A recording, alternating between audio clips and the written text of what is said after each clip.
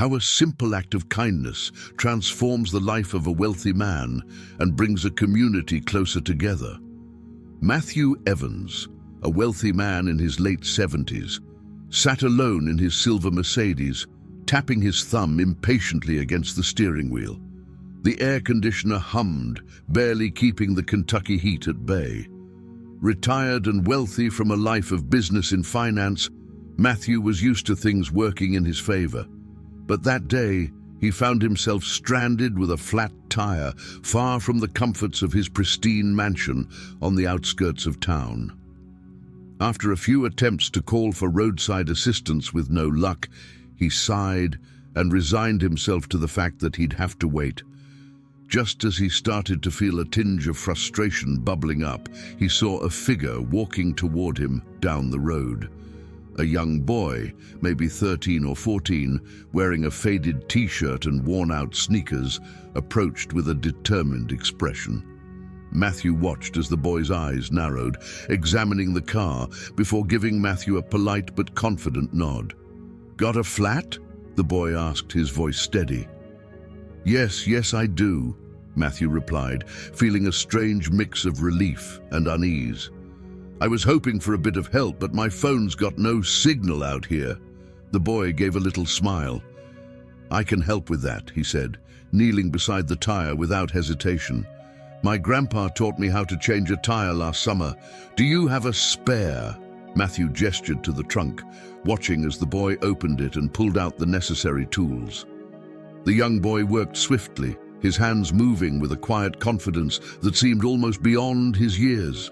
As Matthew stood there, he felt a strange humility creeping in, something he hadn't felt in a long time. He wanted to offer the boy something in return, but the young man hardly looked up, focusing intently on the task at hand. After a few minutes, the boy finished, wiping his hands on his jeans and stepping back. "All done," he said simply, offering a small, satisfied smile. Matthew reached into his wallet and pulled out a few bills, holding them out to the boy. "Here, take this. I really appreciate your help." But the boy took a step back, raising his hand politely. "Thank you, sir, but I don't need anything. Just happy to help." Stunned, Matthew stood there with money still in hand, watching the boy turn and walk away down the road. The interaction had left him moved somehow, though he couldn't quite put a finger on why. Alone now, he slipped the money back into his wallet and got back into his car, watching in the rearview mirror as the boy's figure grew smaller in the distance. For the rest of his drive, Matthew's thoughts kept drifting back to the boy. There was a quiet dignity about him, a self-assurance that wasn't born from money or privilege, but from something deeper. That night, as he sat alone in his lavish home, Matthew found himself unable to shake the image of the boy walking away with nothing but a smile. That evening, Matthew sat in the leather armchair of his study, surrounded by shelves of books he rarely opened. The room was quiet, save for the soft ticking of the grandfather clock in the corner. His dinner, a perfectly prepared steak and asparagus, sat untouched on the side table. He couldn't stop thinking about the boy. Matthew had encountered thousands of people in his lifetime, business partners, employees, investors. Most interactions revolved around negotiations, favors, and deals. There was always an exchange, a price, or an expectation.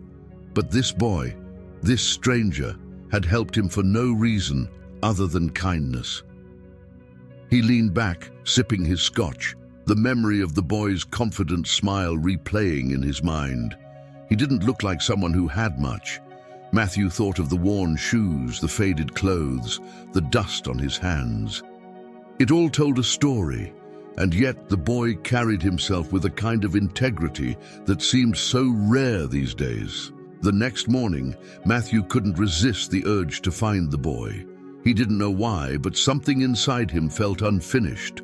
Maybe it was guilt, maybe gratitude, or maybe just curiosity. Whatever it was, he found himself driving down the same stretch of road, scanning the horizon for any sign of the boy. Hours passed as he stopped at gas stations and small diners, asking anyone who would listen if they'd seen a young boy fitting the description. Most shrugged or shook their heads until finally an older woman behind the counter at a small cafe spoke up. "Sounds like you're talking about Elijah," she said, wiping her hands on her apron. "That boy is always helping folks around here. Lives with his ma over in Harland." "Harland," Matthew repeated, making a mental note. "Thank you." The town of Harland was an hour away, nestled in the foothills of the Appalachians. The drive was scenic, but Matthew barely noticed. His mind was racing with questions. What kind of life did this boy have? What kind of family raised someone like that? When he arrived in Harland, the streets were quiet, lined with modest homes and small businesses. He asked a few locals about Elijah and was eventually pointed to a small house on the edge of town. The house was worn but tidy, with a front porch that sagged slightly under its own weight. Matthew parked his car and hesitated for a moment, unsure of what he would even say. Taking a deep breath, he knocked on the door. It opened a moment later, revealing a woman in her early 40s. She looked tired but kind, her eyes sharp and curious as she sized him up. "Can I help you?" she asked. "Good morning," Matthew said, clearing his throat. "I'm sorry to bother you, but I believe I met your son yesterday. Elijah, right? He helped me with a flat tire." Her expression softened instantly. "That sounds like my Elijah," she said with a small smile. "He's always helping folks. I just wanted to thank him properly." Matthew nodded. "He wouldn't accept anything from me yesterday." She nodded, stepping aside to let him in. "He's out back. You're welcome to wait." Matthew stepped inside, taking in the modest surroundings. The furniture was old but clean, the walls adorned with family photos and a few hand-drawn pictures that looked like they came from a much younger Elijah. It was a far cry from his own home, with its pristine surfaces and expensive artwork, yet something about this space felt warmer, more alive. He followed her out to the backyard, where Elijah was repairing the fence. The boy looked up, surprised to see Matthew. "Hey, mister," Elijah said, wiping his hands on his jeans. "What are you doing here?"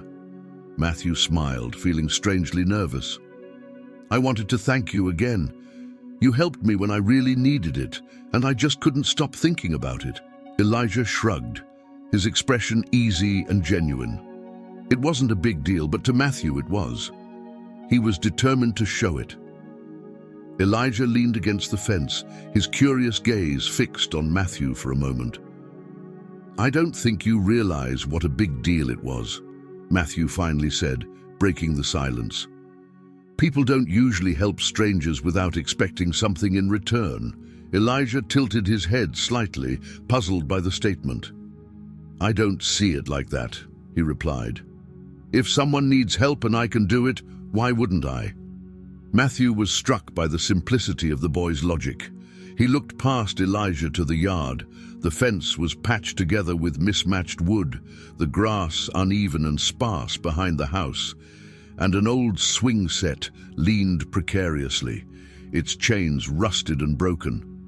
It was clear that Elijah's family didn't have much, but they made do with what they had. "You've got a good head on your shoulders," Matthew said, meaning it. "Your mother must be proud." Elijah grinned, glancing back toward the house. "She works hard. I just try to help out where I can." Matthew was quiet for a moment, absorbing the boy's words. He thought of his own childhood, spent in a house much like this one. His parents had worked tirelessly to teach him the value of hard work and perseverance. Over the years, he had drifted away from those lessons, caught up in the pursuit of wealth and status. Now, standing in this yard, he felt an odd sense of nostalgia and regret. "I'd like to do something for you and your family," Matthew said at last. Elijah was quieter than usual, standing next to his mother with a thoughtful look on his face. "We're okay, mister. We don't need anything." "It's not about need," Matthew insisted. "It's about what's right." You helped me, and I'd like to return the favor." Before Elijah could respond, his mother stepped out onto the porch, wiping her hands on a dish towel. "Elijah, you better come inside and wash up before lunch," she called. Then her eyes shifted to Matthew. "Would you care to join us? It's nothing fancy, but you're welcome." Matthew hesitated, unaccustomed to such an invitation, but the sincerity in her voice left him no room for excuses. "I'd like that," he said, following her into the house.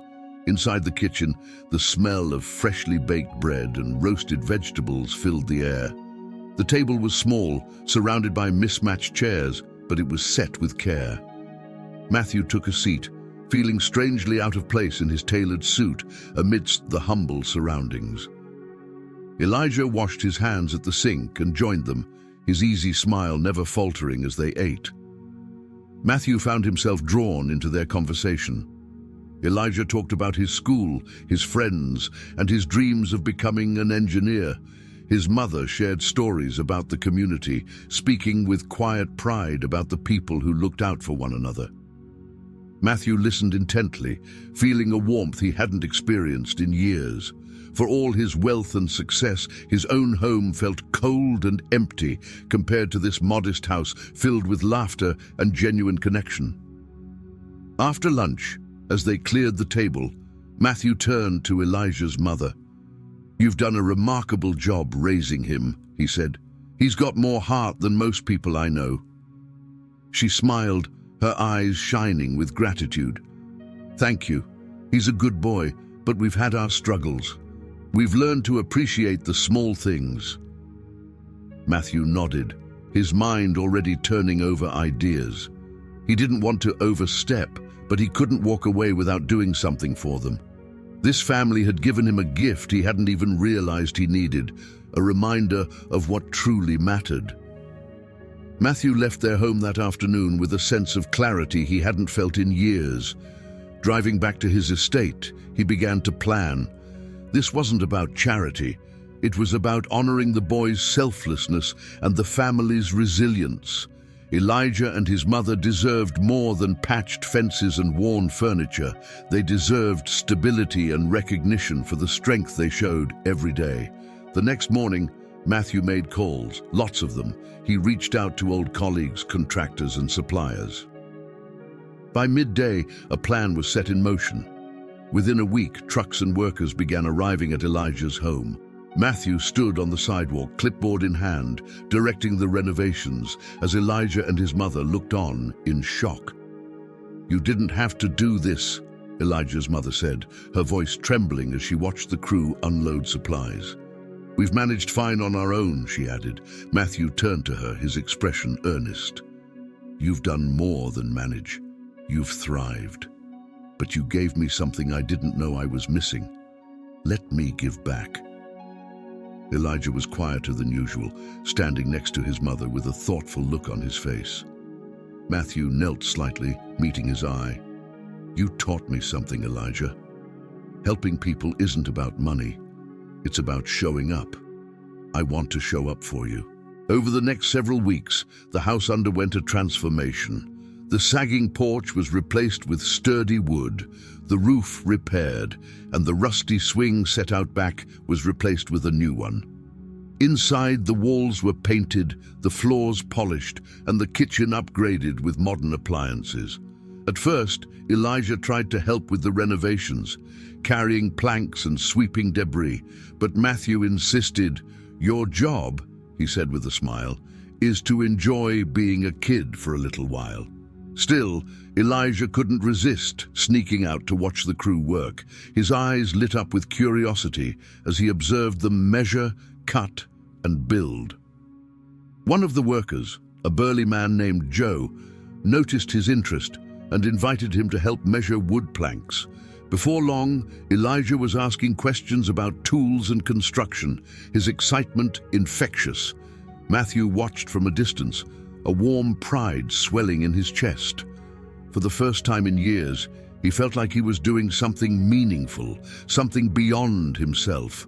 The boy's energy reminded him of the ambition he once had before life became a blur of boardrooms and stock portfolios. One evening, as the sun dipped low, the project was nearing its end. The family stood on the porch, marveling at the transformation. Elijah's mother turned to Matthew, her voice choked with emotion. "This isn't just a house anymore, it's a home. I don't know how we can ever thank you." Matthew shook his head, his tone soft. "You already have. You've reminded me of what life is supposed to be about: family, connection, and purpose. I think I'm the one who should be thanking you." The final day of the renovation project felt like a celebration. Neighbors stopped by to see the changes, offering smiles and small gifts: fresh baked bread, jars of homemade jam, and even a potted plant. Elijah's laughter echoed through the yard as he raced around, showing his friends the new swing set and the freshly painted rooms. Inside the house, once tired and worn, now radiated life. Matthew stood on the front porch, leaning against the sturdy new railing, watching the scene unfold. He hadn't felt this kind of joy in years, simple, unfiltered joy that came from seeing others thrive. Elijah's mother walked over, a cup of iced tea in her hand. She offered it to him with a smile. "You've done more than fix a house," she said softly. "You've given us hope, and I think you've found something for yourself too." Matthew nodded, taking a sip. "I have," he admitted. "I spent so many years chasing things I thought mattered: money, status, influence, but none of it feels like this. None of it ever filled me the way this has." As the sun began to set, Elijah joined them on the porch, his energy still boundless. He looked at Matthew, his expression thoughtful. "Mr. Matthew," he began, "you've been thinking a lot about what you did for us. I want to do something like that one day. I want to help people too." Matthew placed a hand on Elijah's shoulder, his voice steady. "You already are, Elijah. Your kindness set all of this in motion. Don't ever lose that." The three of them sat together, watching the sky shift from gold to deep orange. The warmth of the day lingered, but there was a deeper warmth, one that came from connection, gratitude, and a shared sense of purpose. When it was time for Matthew to leave, Elijah and his mother walked him to his car. The boy's wide grin and his mother's tearful smile were etched into Matthew's memory as he drove away. This wasn't the end. He realized this was just the beginning of a new chapter in all their lives. In the weeks that followed, more changes occurred. Elijah's newfound curiosity about construction blossomed into a passion. Matthew arranged for him to spend time shadowing the workers who had helped renovate the house. Elijah soaked up every bit of knowledge, eager to learn. Matthew, in turn, found himself drawn back to Harland again and again. Each visit felt less like a trip and more like a return home. He no longer felt like an outsider in their lives. He was part of something bigger now, and for the first time in years, he was content. The story ended where it had begun. In a small town with a big heart, where one act of kindness from a young boy reminded an old man of life's greatest lesson. It's not about what you have, but what you give. For today is all. See you in the next video. Thank you so much for watching the video to the end. If you enjoyed the story and the bravery of Duke and David, don't forget to leave a like, subscribe to the channel, and share your thoughts in the comments. Your participation is very important to us. See you in the next video.